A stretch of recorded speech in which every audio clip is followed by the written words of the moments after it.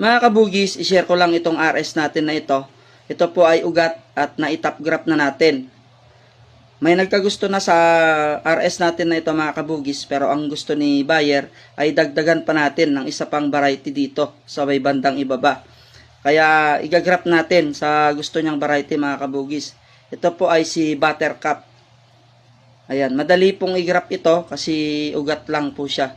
Makapal naman yung balat nitong ugat na ito, kaya sigurado na madaling mabuhay yung ilalagay natin dito. Ayan, bali ang gusto ni customer ay lalagyan dyan. Kaya lang sabi ko ay maghihintay siya hanggang sa mabuhay bago niya makuha. Pero sabi niya naman ay willing siyang maghintay basta malagyan ng iba pang variety itong RS na ito. Kaya nagkasundo kami na maghihintay siya hanggang sa mabuhay bago niya kunin. Kasi mahirap mga kabugis pagka binigay natin na ganyan at baka hindi naman mabuhay. So, kailangan pang ulitin yung pag-graph pagka ganun po yung mangyayari.